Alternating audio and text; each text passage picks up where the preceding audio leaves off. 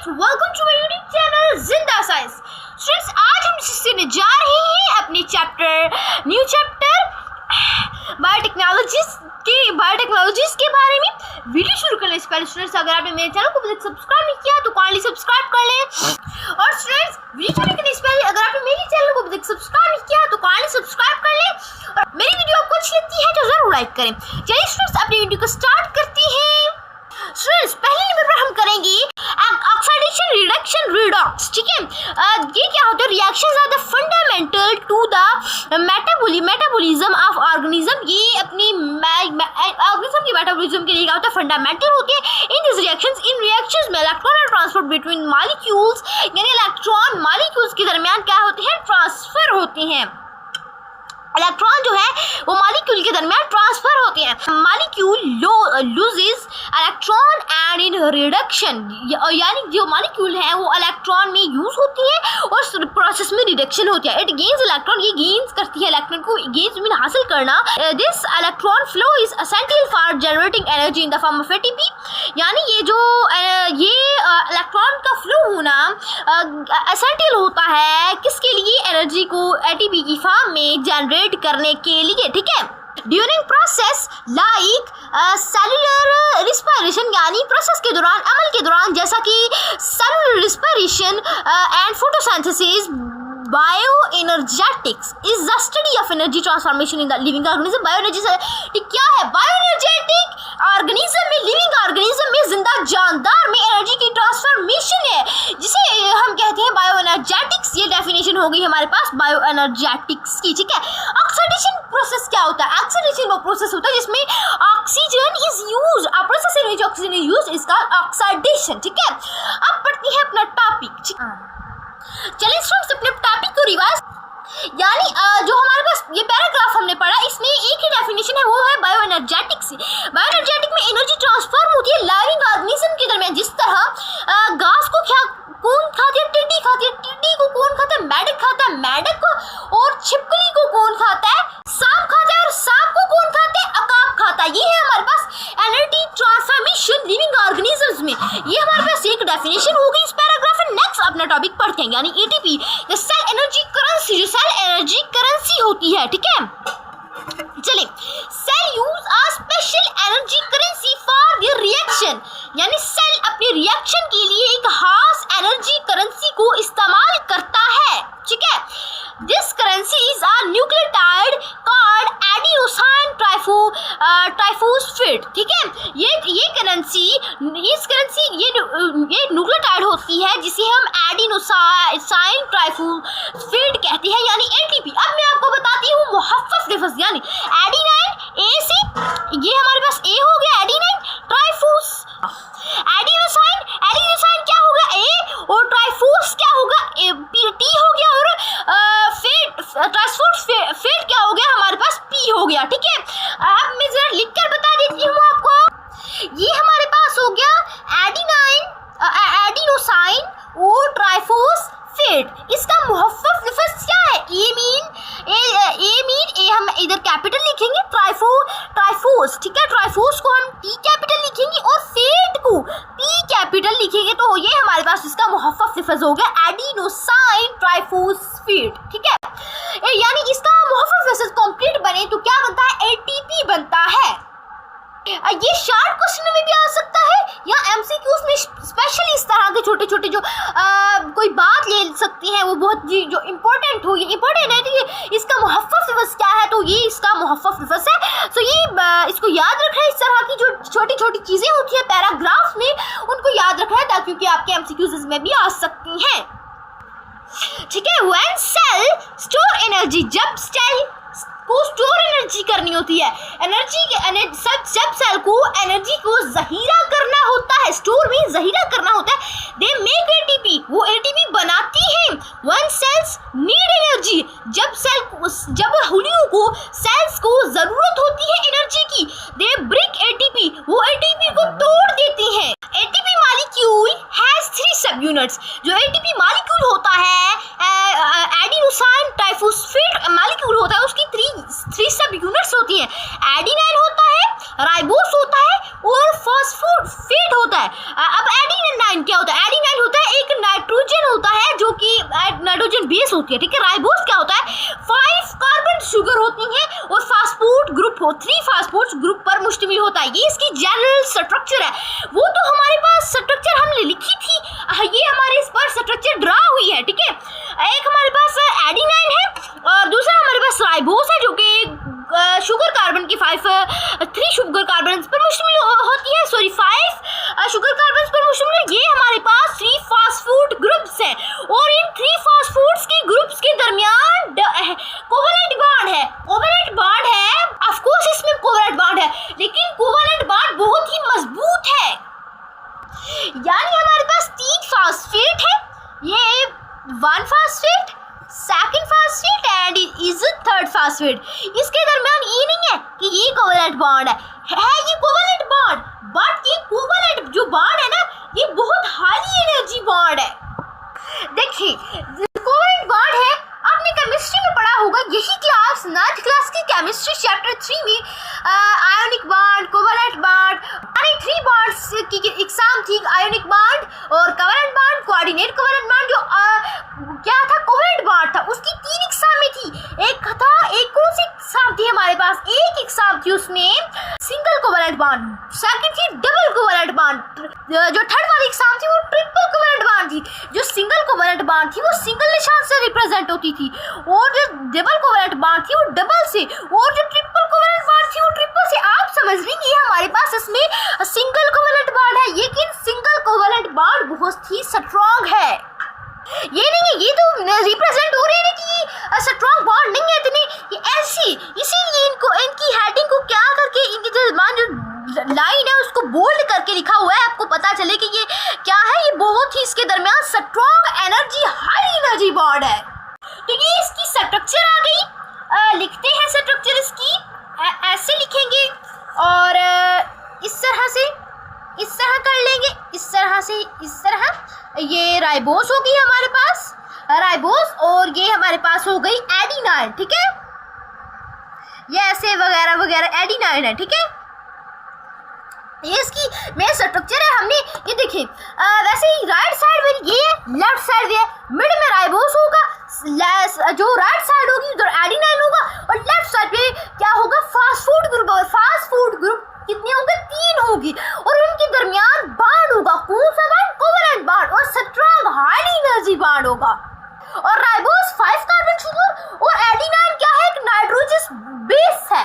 मैं जरा आपको एक बात बता दूं कि देखिए, कब सेल एनर्जी स्टोर करता है एटीपी की शक्ल में, लेकिन जब इसको एनर्जी की जरूरत होती है तो ये एटीपी को तोड़ देता है, ठीक है। एटीपी को क्या करता है, तोड़ देता है। ये हमारे पास 3 ग्रुप है फास्फोड के, जब उसको जरूरत होती है ना तो वो इस फास्फोड को तोड़ देता है और वो एटीपी में ये फास्फोड एटीपी की शक्ल में होते हैं, ये फास्फोड एटीपी की शक्ल में होता है, और फिर एटीपी टूटकर एडीपी में तब्दील हो जाता है। और कभी कभार जब सेल को बहुत ज्यादा एनर्जी की जरूरत होती है ना, ये तो हमें पता है कि एटीपी टूटकर एडीपी में तब्दील होता है, लेकिन जब इसे बहुत ज्यादा जरूरत होती है फिर में एडीएमपी में भी तब्दील हो जाता है। कब ऐसा होता है, ये सब डिवाइड ज्यादा इस वजह से होता है क्योंकि उस वक्त सेल को ज्यादा एनर्जी की जरूरत होती है। हालांकि ये जो एटीपी है वो एक छोटा सा मॉलिक्यूल है, लेकिन इसकी सेल में बहुत इंपॉर्टेंट है, ये सेल को एनर्जी देता है। कोई ट्रक है, उसके पहिए हैं, अगर बेशक ऑफकोर्स के पहिए छोटे हैं, लेकिन अगर पहिए ना हो तो वो ट्रक कैसे चलेगा। तो बिल्कुल इसी तरह एटीपी है वो उसका सेल में बहुत ही करता है, ये सेल को एनर्जी फराहम करती है जितनी की उसे जरूरत होती है।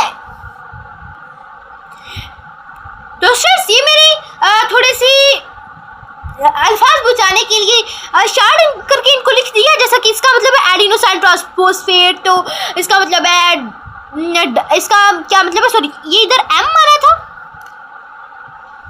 और इधर हमारे पास डी आ रहा था। जब ज्यादा सेल को जरूरत होती है एनर्जी की तो फिर एडीपी तब्दील होकर टूटकर क्या हो जाता है, सब डिवाइड होकर एएमपी में हो जाता है। और इस तरह कि जब इसको ज्यादा जरूरत होती है एनर्जी की, ये क्या हो जाता है, ब्रिक हो जाता है और एनर्जी सेल को मिलती है। फिर इस प्रोसेस में जब ये टूटता है एटीपी तो इस प्रोसेस में भी एनर्जी रिलीज होती है, ठीक है। इस प्रोसेस में भी एनर्जी रिलीज होती है और इस प्रोसेस में भी एनर्जी रिलीज होती है। और जब एक कोई चीज बनती है तो एनर्जी क्या होती है, अब्जॉर्ब होती है, एनर्जी रिलीज होती है, एनर्जी को वो हासिल कर लेता है और अपना जो भी काम होता है वो पूरा कर लेता है सेल। देखिए हमारे पास है मोनो।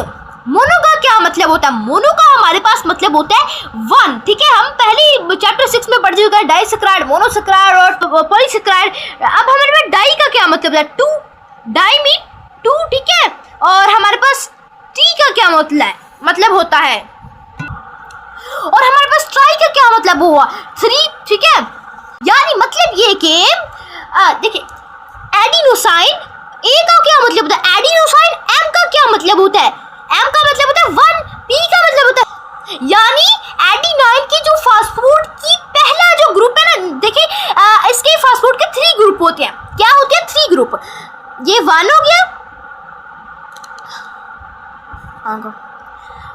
सॉरी गलती हो गई, ये मतलब इतना ही डिवाइड होता है। ठीक है, मतलब ये कि इसके 3 ग्रुप होता है, पी ये वाला ग्रुप, फिर ये वाला ग्रुप सेकंड वाला, फिर ये वाला ग्रुप थर्ड वाला। ठीक है, ये हमारे पास क्या होता है थर्ड वाला, ये एटीपी होता है। एटीपी टूट जाता है, एनर्जी रिलीज होती है। अगर फिर देखिए ये हमारे पास हम कर लेते हैं कि एएमपी है, एडीपी है, एटीपी है। ठीक है, एटीपी जब टूट जाता है तो एडीपी में तब्दील हो जाता है, एडीपी में तब्दील हो जाता है, और फिर 2 फास्फोड के रह जाते हैं ग्रुप। एक फास्फोड का ग्रुप टूटता है, एक फास्फोड के ग्रुप का बॉन्ड टूटता है ना, इन दोनों के दरमियान को जो बॉन्ड है वो टूटता है, एनर्जी रिलीज हो जाती है और एटीपी एडीपी में तब्दील हो जाता है। जब एडीपी जब ये 2 फास्फोड जो रहेंगे ना, इनके दरमियान जो बॉन्ड है ना, कोवेलेंट बॉन्ड, जब वो टूटेगा, ठीक है, एडीपी फिर एएमपी में तब्दील हो जाएगा। ठीक है, और फिर सिंपल एडिनोसाइन बन जाएगा। जब ये दोनों टूट जाएंगे, फिर जब ये दोनों इसके दरमियान जो बॉन्ड है, फिर एनर्जी रिलीज होगी। देखिए अब इसका क्या मतलब है, मैंने देखिए इसका मतलब होता है 3। ठीक है, आप कर लेंगे, इसका मतलब 3 होता है, 2 होता है डाई का, यानी डी का क्या होता है डाई का 2 होता है, और मोनो का क्या मतलब था 1 होता है। यानी ये कि ये 3 फास्फोड थे, फास्फोड के ग्रुप थे, उनमें डबल बॉन्ड था, हाली कोवेलेंट बॉन्ड था। जब हाली कोवेलेंट बॉन्ड टूटा, एटीपी, इसको ये है एटीपी टूटा तो एडीपी बन गया, एडीपी टूटा तो एएमपी बन गया। पहले 3 थे, 3 से 1 टूटा, 2 रह गए, 2 टूटे तो 1 रह गया, जो टूटा तो फिर क्या रह गया, एडिनोसाइन रह गया हमारे पास, एडिनोसाइन रह गया। सोशंस मतलब हमारा ये है, मतलब मेरा ये है कि ये आपको पता होना चाहिए कि क्या है। ये फास्फोड का फर्स्ट वाला ग्रुप है, ये सेकंड है, ये थर्ड है, इनके नाम इसीलिए ये रखे गए हैं। एटीपी ट्राई मतलब ये थर्ड वाला था, थर्ड वाला बॉन्ड था, ये टूटा तो डाई बन गया, 2 रह गए बाकी। जब डाई टूटा तो मोनो रह गया, मोनो टूटा तो एडिनोसाइन रह गया हमारे पास रिमेन। और सबके दौरान जब एटीपी टूट जाता है, एनर्जी मिल जाती है सेल को, तब भी एनर्जी की अगर जरूरत होती है ना सेल को, तो फिर वो एटीपी को तोड़ता है। ठीक है, ये था। अब हम पढ़ते हैं नेक्स्ट। देखिए अब नेक्स्ट आता है in the molecule of ATP. ATP के मॉलिक्यूल में द कोवेलेंट बॉन्ड बिटवीन 2 फास्फोड्स, यानी जो 2 फास्फोड के दरमियान कोवेलेंट बॉन्ड होता है, हाई एनर्जी बॉन्ड।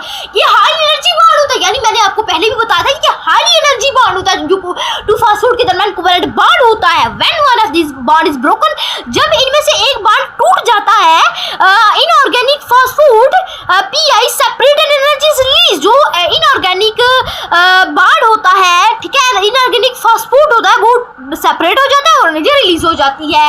तो फ्रेंड्स जो इनऑर्गेनिक जो हमारे पास है ना, इनऑर्गेनिक फास्फोड, उसकी सिंबल पीआई है। यहाँ पे याद रखनी है कि जब इनमें से एक बॉन्ड टूटता है तो क्या होता है, इनऑर्गेनिक फास्फोड अलग हो जाता है और फिर ये क्या होता है, फिर एनर्जी रिलीज होती है। ठीक है, यानी फ्रेंड्स ये डायग्राम आपको क्या बता रही है, एटीपी और एडीपी साइकिल की।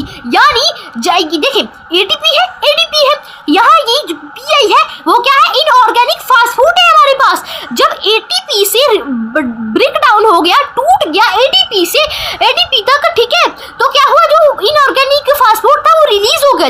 जब एडीपी से एटीपी बना तो क्या हुआ, जो पीआई है यानी जो ऑर्गेनिक फास्फोड है वो क्या हुआ, कर लिया गया, दोबारा बन गया, ठीक है, दोबारा इसमें शामिल हो गया। अब देखिए एक बात है कि आप कहेंगे कि आपने तो बताया था कि एनर्जी हासिल करने के सेल तोड़ता है इन बॉन्ड्स को, ठीक है, लेकिन जब तोड़ेगा उसने कभी तो कभी बनाना है जब उसके पास अजाफी होगी, क्योंकि उसी में तो काम है ना, ठीक है, इसी में काम आ रहा है जब इसको जरूरत होती है। यहाँ पहली लाइन पर लिखा भी हुआ है, मैं दोबारा आपको रिवाइज करके देती हूँ। यानी जब सेल को एनर्जी स्टोर करनी होती है, जहीरा करनी होती है, तो उसने सेल एटीपी बनाना होता है। जब सेल को एनर्जी की जरूरत होती है तो एटीपी को तोड़ देता है, ठीक बात है। जब स्टोर करनी होती है, जब अजाफी होती है, तो क्या करना होता है, जहीरा करना होता है। इसमें ये एटीपी, देखिए एक सवाल होगा कि एटीपी किस लिए इस्तेमाल है। एटीपी एनर्जी को सेल एनर्जी लेता है एटीपी से और इसी में ही जहीरा करता है। When cell need energy, it break down ATP and take energy, and when cell need to store energy, it store energy in ATP। देखिए यानी इस एरो का क्या मतलब है, एरो का मतलब है एनर्जी, जब एटीपी टूटना था, ठीक है, एनर्जी पे ब्रेक डाउन होना था। देखिए ब्रेक डाउन और एटीपी हुआ तो जो पीआई है यानी इनऑर्गेनिक फास्फोड है उसको क्या कर दिया गया, रिलीज कर दिया गया, ठीक है, इधर में रिलीज कर दिया गया। लेकिन जब एनर्जी एटीपी ने बनना था तो ये एनर्जी को, ये एटीपी पीआई को यानी इनऑर्गेनिक फास्फोड को उसमें शामिल कर दिया गया, ठीक है। देखिए एनर्जी लिखा हुआ है, इसमें जब कोई, आपने एक बात याद रखनी है कि जब कोई चीज बनती है तो एनर्जी अब्जॉर्ब होती है, जब कोई चीज ब्रेक डाउन होती है तो एनर्जी रिलीज होती है, ठीक है। आपने सिंपली एक बात याद रख लेनी है कि कोई भी रिएक्शन होता है ना, रिएक्शन, कोई चीज टूटती है या बनती है, अब्जॉर्ब तो एनर्जी या तो अब्जॉर्ब होती है या तो क्या होती है, रिलीज होती है। और आपने दो बातें याद रखनी, एक अपनी बात याद रखनी है कि कोई भी रिएक्शन होता है उसमें कोई चीज बनती है या टूटती है तो एनर्जी या तो रिलीज होती है या तो अब्जॉर्ब होती है। और दूसरी बात याद रखनी है कि जब कोई चीज बनती है ना, फॉर्मेशन होती है, तो एनर्जी क्या होती है, अब्जॉर्ब होती है। लेकिन जब कोई चीज टूटती है ना तो एनर्जी रिलीज होती है। दो बातें आपने याद रखनी है, ठीक है। तो बिल्कुल इसी तरह यानी जो पीआई है, एटीपी ने जब बनना था, रिलीज होना था, टूटना था तो पीआई रिलीज हो गया। जब एटीपी ने एडीपी से एडीपी बनना था तो ये अब्जॉर्ब हो गया, ठीक है, इसको शामिल कर लिया गया एटीपी के बनने में, एटीपी की फॉर्मेशन में, ठीक है। और इसमें एनर्जी अब्जॉर्ब हुई, टूटा तो एनर्जी रिलीज हुई, ये ब्रेक डाउन है एटीपी और ये क्या है, फॉर्मेशन है एटीपी। और एनर्जी का बहुत किरदार होता है, एक बात आपकी याद होती है। तीसरी बात, एक पहली बात मैंने आपको बताई, कोई भी रिएक्शन होता है उसमें कोई चीज टूटती है या बनती है, उसमें क्या होता है, उसमें या तो एनर्जी रिलीज होती है या अब्जॉर्ब होती है। सेकंड बात मैंने आपको बताई कि आपने ये बात याद रखनी है कि जब कोई चीज टूटती है तो एनर्जी रिलीज होती है, जब कोई चीज बनती है तो एनर्जी अब्जॉर्ब होती है। तीसरी बात कि जब भी कोई रिएक्शन होता है उसमें या तो कोई चीज टूटती है या कोई चीज बनती है तो एनर्जी का बहुत अहम रोल होता है, चाहे वो उसमें अब्जॉर्ब हो या रिलीज हो।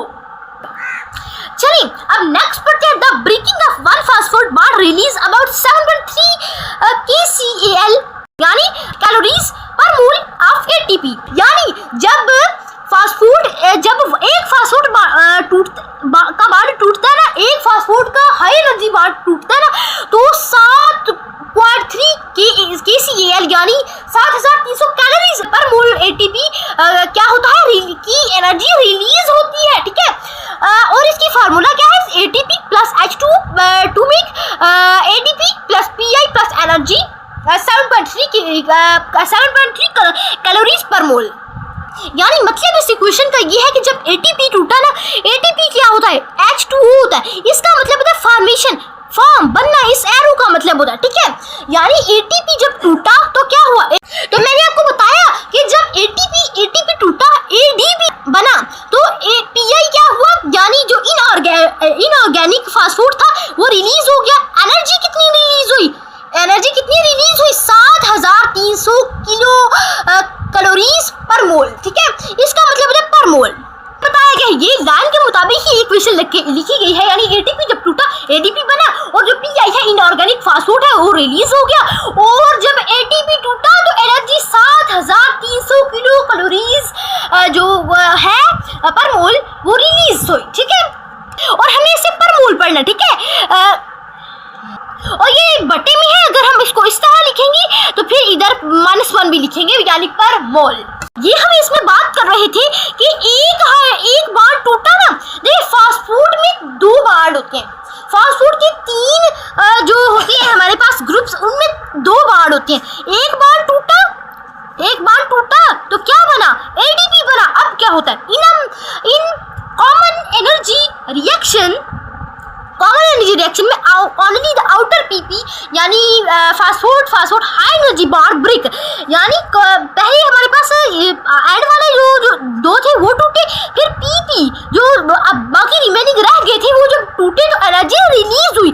वन दिस हैपन, जब ये हुआ ATP become ATP, ATP ADP बन गया, ठीक है, एटीपी एडीपी बन गया। जब एटीपी बना तो एक पीआई, एक organic inorganic fast food release हुआ।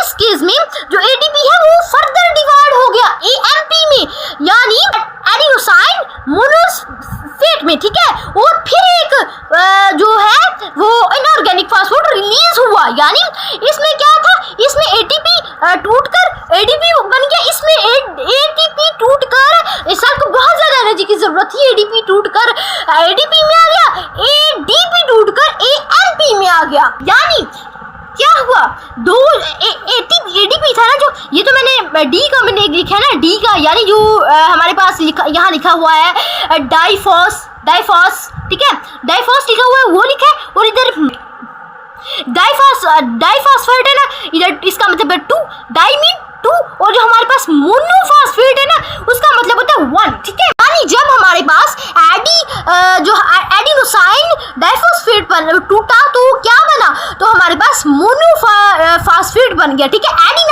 एडिनोसाइन मोनोफॉस्फेट बन गया। इसमें पीआई यानी जो इनऑर्गेनिक हमारे पास फास्फेट है वो रिलीज हुआ, और एनर्जी कितनी रिलीज हुई, एनर्जी हमारे पास रिलीज हुई 7300 कैलोरीज हमारे पास जो है वो एनर्जी रिलीज हुई। सेल्स नेक्स्ट पढ़ते हैं, cells get energy from the oxidation of food. जो सेल है वो फूड की ऑक्सीडेशन से क्या करता है, एनर्जी हासिल करता है। गेट मीन हासिल करना। They store this energy by combining ADP with PI to form ATP, यानी ये इस एनर्जी को किस तरह से स्टोर करता है, ठीक है, किस तरह से स्टोर करता है, मतलब एडीपी एनर्जी कंबाइन होती है, एडीपी फिर बन जाता है एटीपी। एडीपी जब कंबाइन होता है पीआई के साथ, इनऑर्गेनिक फास्ट फूड के साथ, तो एटीपी बन जाता है। So we summarize that ATP is made during energy releasing process and is broken down during energy consuming process. तो ये समराइज हो गया कि एटीपी बनता है जब एनर्जी रिलीज होती है, एनर्जी रिलीज होने के अमल में एटीपी बनता है जब एटीपी तब टूटता है जब एनर्जी हासिल करनी होती है। एनर्जी हासिल करने के प्रोसेस में, अमल में, इन दिस वे, इस तरीके से ATP transfer energy between metabolic reaction. इस तरह से जो एटीपी है वो मेटाबॉलिक रिएक्शन के दरमियान एनर्जी को रिलीज करता है। यानी जब सेल ने क्या करना होता है, जब सेल ने एनर्जी को स्टोर करना होता है, रिलीज करना होता है, तो एटीपी बनता है। जब सेल ने एनर्जी कंज्यूम करनी होती है, सेल ने एनर्जी को लेना होता है, ऑब्जर्व करना होता है, तो एटीपी टूट जाता है। एटीपी का ये मेन मकसद है। यहाँ सवाल आ सकता है कि एटीपी का क्या मतलब है, तो आपने इसका आंसर लिखना है। यानी सवाल ये बन सकता है, पहले जवाब कर लेते हैं। What is the rule of ATP ना, देखिए, what is the role of